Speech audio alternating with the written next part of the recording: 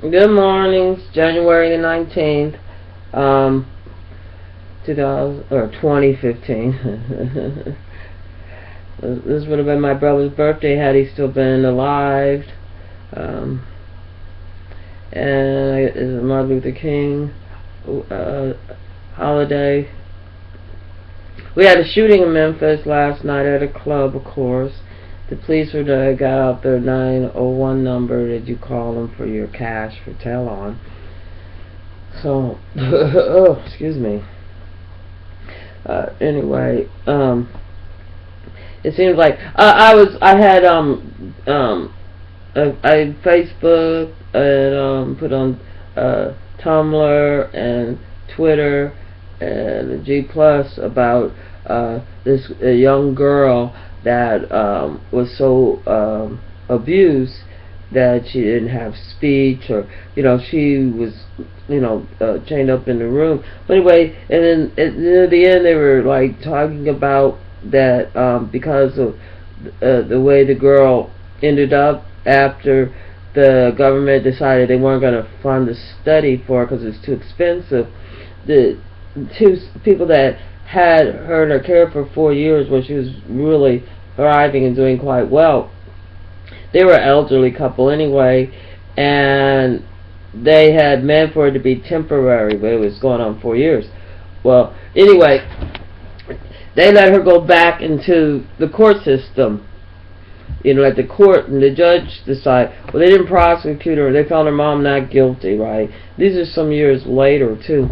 So they let her go back with her mom. So her mom decided she can't handle her, right?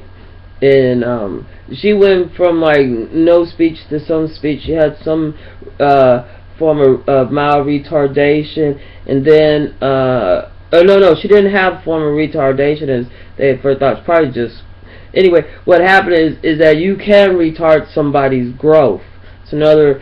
Like even though like they were doing it in layman's time, they did use some clinical work. But what in the story, what I knew was going to escape a lot of people is the fact that it was when she was put in a foster care, when she was put in with those people, then for the first time, before she was just brutally, the first time since she had went under these people, it was no longer under the was a children's hospital care anymore. And put back in the system, she started getting hit, physical, and rape, right? So they're going to sue the children's hospital. And see, the girl wasn't prepared to go out into regular society. You know what I'm saying? And for a lot of reasons. One, the people that she was with didn't physically abuse her in any way, like sexual or it's like you cannot undo damage that is done to a mammal, because they did other studies on other mammals too. You could train them to like through neglect, through anyway. So one of the things on the suit was they were talking about they had her do repetitive stuff. I'm thinking, oh my God, that's called learning. You know what I'm saying? They had to continue showing her how to do stuff instead of like, okay, I showed her one time, oh let me beat her, or well, she's baby, that's her female part. Cause you know what I'm saying? And then play with it, cause she didn't know like if you are not really brought up in the society and you're isolated, cause she was basically in solitary confinement. She sat in her potty chair like and slept in it, and day and night, no stimulants. But anyway, which caused her. She was 10 years old when they took her out of the situation. So from birth to then, you know what I'm saying, and she wasn't allowed to make noise. So she had, So anyway, to undo it, it's repetitious. To teach something is repetition. It's called practicing, and practicing means you do the same thing over again. Now imagine, like in sports, for instance. If you read about how to throw a basketball, and so you do it maybe 1 to 2 times, that doesn't mean you have mastered the ability to be a basketball player. You can't go play pro yet. you'll be disappointed and probably, your feelings hurt if you think that you could, and you go out and try it. But it takes doing it over and over again. But they didn't say the results. I know what the results of the test was. Once she was put in with the regular population, which tells you a lot about our foster care.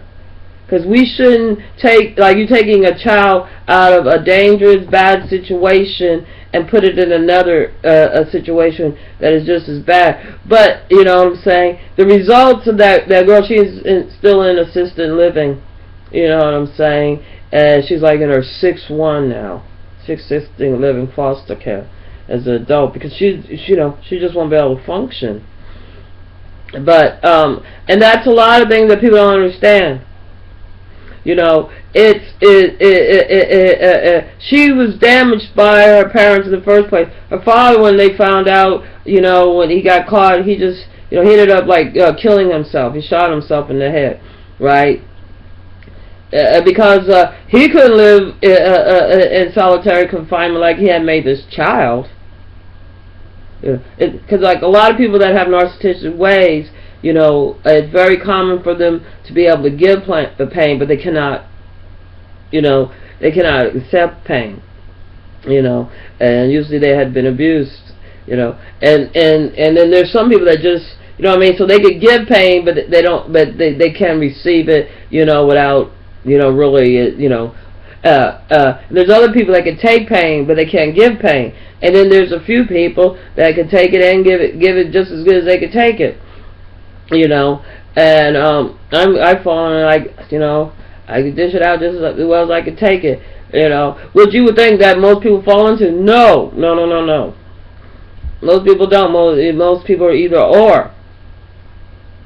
You know what I'm saying? Me, I prefer not to give anybody any pain, but it just as that girl found out once she got out of the secure environment, because she wasn't around orderlies or either lower, I hate to say it, pay-raised people, which were like one of the main reasons they sort of had to get rid of a lot of state-run mental institutions, because there is a certain,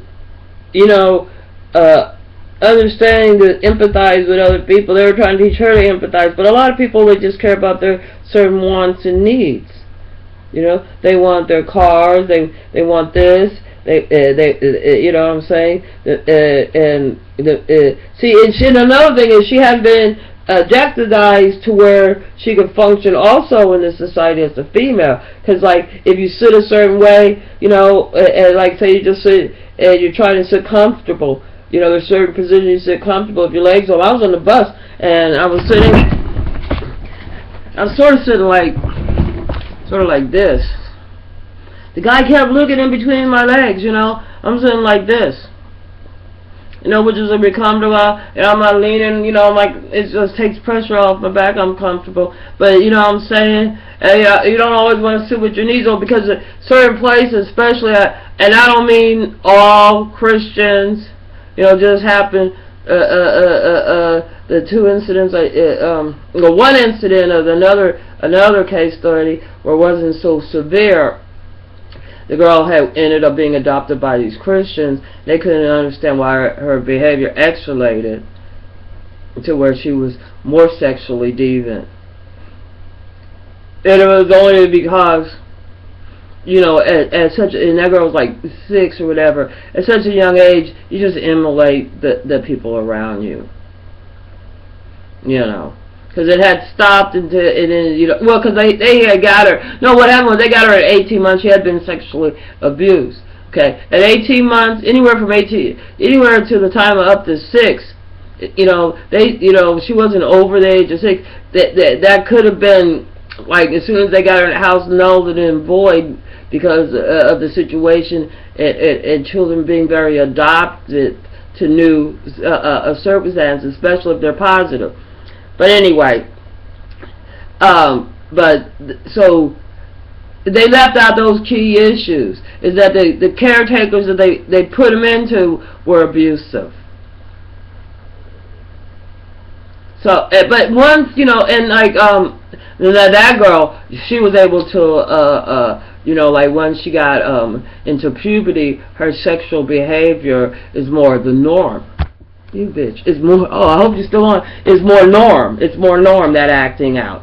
You know what I'm saying? So, anyway, her sister that had also been sexually abused, but was like 7 to 6, you know, some years older, was already, at the time that the girl was under, she was a case study, her sister was already an active prostitute working in a strip club. So, you know, that is sort of like the children that are abused, you know, sexually, especially at such a young age as this child was. And I believe with her mom ended up, in that case, her mom ended up dying, and her father was just, I think he was a crystal meth addict. And both of them were Caucasian children. And there was 2 studies of females, and there was 1 case study of a male. Anyway, so just know that, you know, in the case of where they had been around people, had been accoladed, that their behavior that is you know, unacceptable before puberty. In the case of the girl that, you know, had not been you know, kept in solitary confinement. The other one that was, you know, out and got abused but was out in the public, she was able to operate into prostitution, into a well organized field. The other one,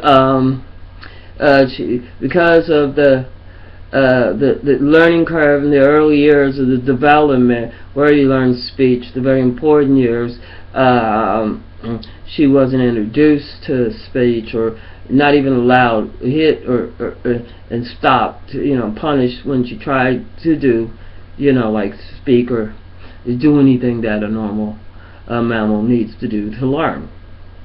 She was hit. And she was just severely, but once she got into the population where she was old enough, she was unable to function because she hadn't learned the mannerisms that would, you know, keep her safe. Anyway, so think about that when you're whipping your kids. They'll be okay once they get older. You know, and if they still continue that behavior, then, you know, they just go to jail. For, you know, because you're not allowed to hit grown-ups. You just whip the hell out your kids. It severely fucks them up. But it's more common. So it's more acceptable.